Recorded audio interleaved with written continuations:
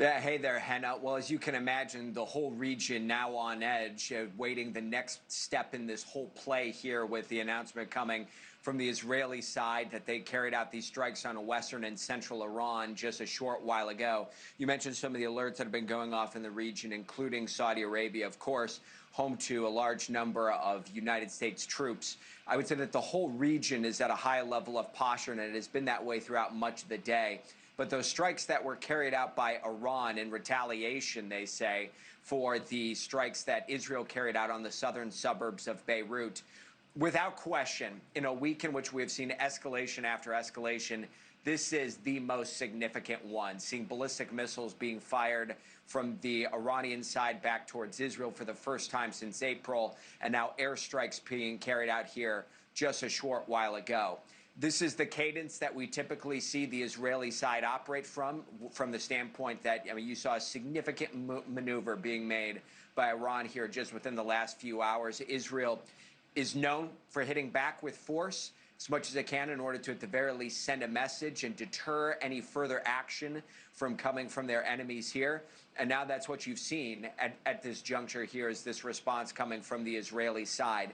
I would also say is that, I mean, as you take the temperature of those who are in Israel here for a moment, there really is no regret over those strikes carried out against the southern suburbs of Beirut and Hezbollah targets, because while there was a ceasefire in Lebanon since April 17th, we've even had it from security sources for over a week now, over 1,000 rockets and drones being fired by Hezbollah at that time. And so Israel has viewed those strikes carried out today as a matter of self-defense. Seeing the retaliatory action from Iran, from the Israeli perspective, was viewed as an escalation too far. And while you had the president saying publicly that he didn't want to see any Israeli response to all of this, well, you have seen the response now coming in force from the Israeli side. And now the question is, does this continue to escalate from here, or does the tension valve get released? Seeing what we're seeing right now, there's no indication of backing away from either one of these sides, as both trying to send a message to one another that they will not be deterred here. Henna? You mentioned those alarms in Saudi Arabia. What are you hearing where you are in Qatar?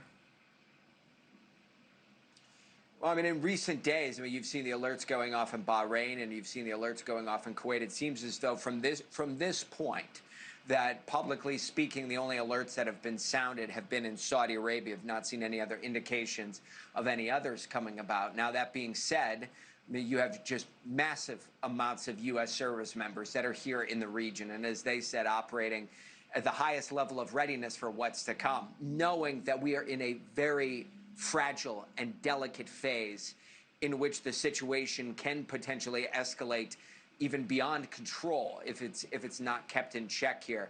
And I would say that in our conversation with Gulf state officials, particularly those who are here in Qatar, there's been such a focus on trying to regain the diplomatic path in recent days and recent weeks, trying to find a way in order to bridge the gaps that exist between both the sides and not allow this to get back to an escalatory phase.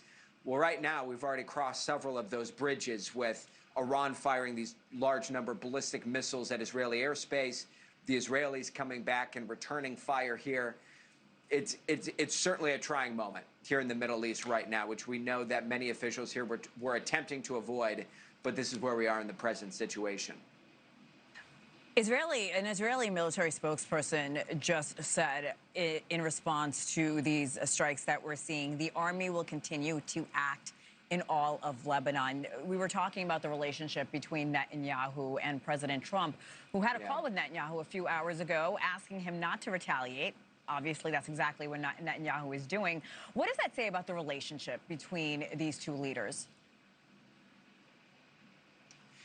Yeah. I mean, I would say that just by and large, you oftentimes have a report or some kind of an incident that comes up once every couple of months in which the question is asked, what is the relationship between Israel and the United States? I would say over the last couple of months, I mean, seeing the way that Israel and the United States have carried out joint strikes, I mean, that is a deeper level of relationship between the two countries than we have seen in a very long time. Now, that said, if what the president is saying is true, that he truly did not want Israel in order to carry out retaliatory measures, and he wasn't just putting that in the public sphere in order to try and throw people off course, per se, then this would be a significant break, because historically speaking, in all of our conversations with Israeli officials, almost every decision is done in tandem and with the looping in of Washington. So if it is entirely true, what's being put into the public sphere, that the United States did not want Israel to come out with any retaliatory measures against Iran,